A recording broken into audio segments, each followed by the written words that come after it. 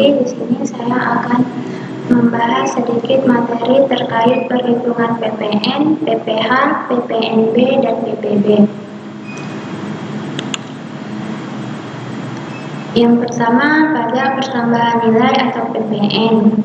Yang mana pajak pertambahan nilai atau PPN ini merupakan pajak yang dikenakan atas konsumsi barang, kena pajak atau jasa kena pajak di dalam daerah atau wilayah Indonesia. Pada dasarnya, setiap barang dan jasa adalah barang kena pajak atau jasa kena pajak kecuali ditentukan oleh Undang-Undang PPN. PPN atau pajak pertambahan nilai sendiri dikenakan untuk semua wajib pajak, baik orang pribadi, perusahaan, maupun pemerintah. Dalam PPN, pihak yang menanggung pajak adalah konsumen akhir. Contohnya, dalam barang di supermarket, maka akan tercantum PPN dalam rincian pembayarannya. Tarifnya sendiri adalah sebesar 10%. Yang mana PPN yang terutang ini dihitung dengan cara mengalihkan tarif pajak dengan dasar pengenaan pajak atau DPP.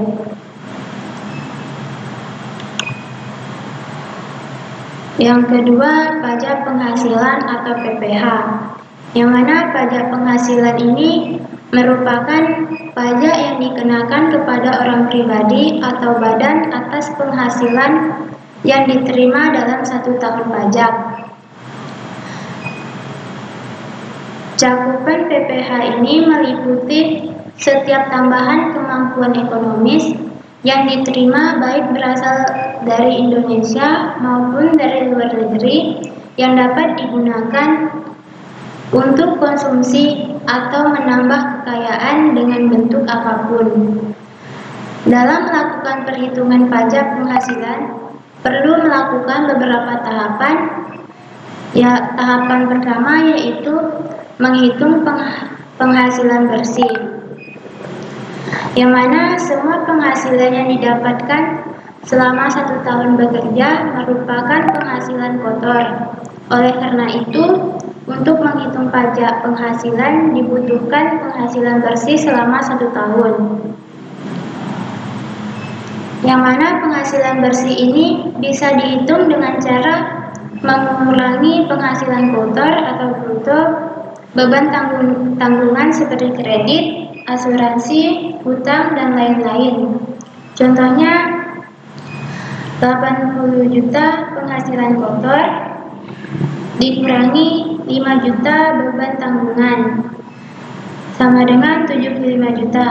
Maka penghasilan bersih selama 1 tahun ini adalah sebesar 75 juta.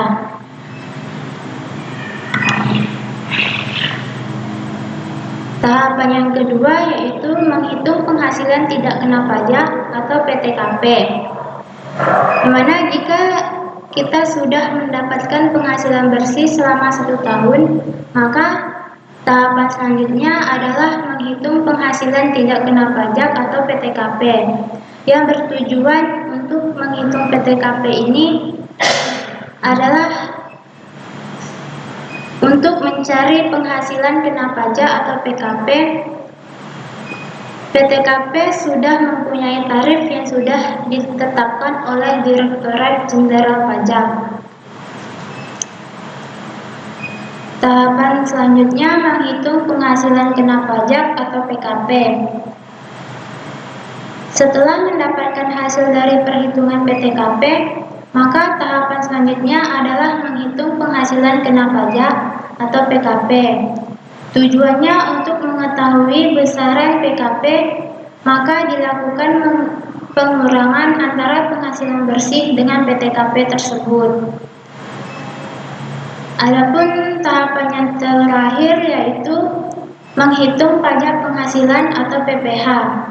Jika sudah mendapatkan PKP, maka tahapan selanjutnya adalah menghitung pajak penghasilan. Untuk menghitung pajak penghasilan ini perlu mengetahui besaran atau persen yang sudah ditentukan Direktorat Jenderal Pajak Perhitungan besaran pajak penghasilan yang harus dibayarkan selama 1 tahun.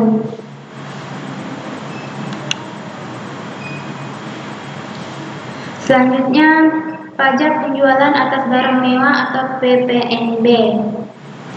Selain PPN atau pajak pertambahan nilai, konsumsi barang kena pajak tertentu yang tergolong mewah akan dikenakan pajak penjualan atas barang mewah.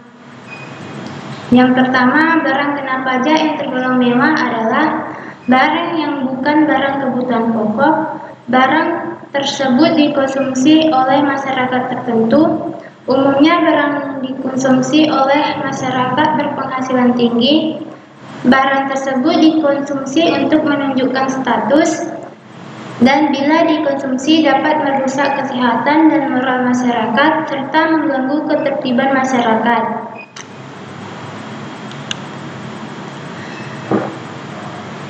Penerapan tarif PPNBM ditentukan berdasarkan peraturan pemerintah berdasarkan Undang-Undang Nomor 42 Tahun 2009 Pasal 8. Tarif PPNBM ditetapkan serendah-rendahnya 10% dan setinggi-tingginya 200%. Sedangkan untuk ekspor barang mewah akan dikenakan tarif PPNBM 0%. Perhitungan pajaknya adalah dengan mengalihkan persentase tarif pajak dengan dasar pengenaan pajak, yaitu harga barang sebelumnya dikenai pajak.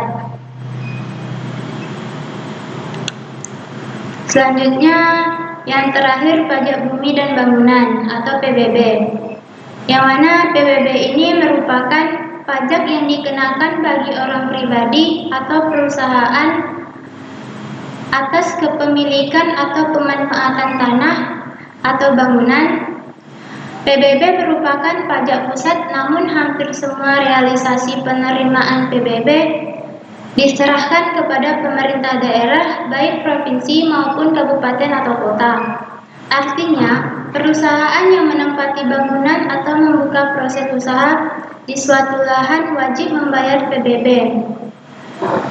Sebagai contoh adalah perusahaan tambang, maka mereka harus melaporkan status IUP atau izin usaha pertambangan perusahaan melalui surat pemberitahuan objek pajak. Setiap tahunnya SPOP pertambangan dengan IUP yang belum beroperasi diisi dengan IUP eksplorasi atau eksplorasi perpanjangan tahap kesekian, disesuaikan dengan status IUP yang diperoleh oleh perusahaan tersebut.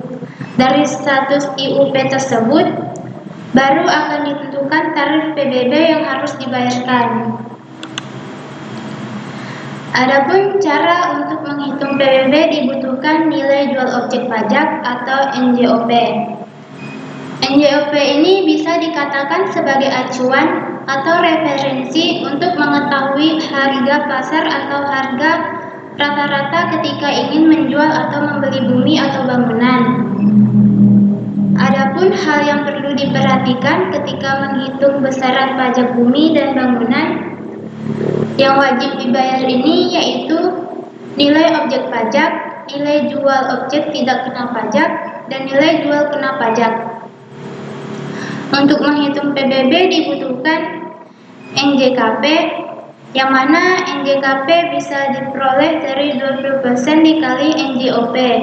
Setelah mendapatkan NJKP, langkah selanjutnya adalah memakai rumus yang biasa digunakan untuk PBB adalah NJKP dikali 0,5%. Baiklah, mungkin yang itu saja yang bisa saya sampaikan. Assalamualaikum warahmatullahi wabarakatuh.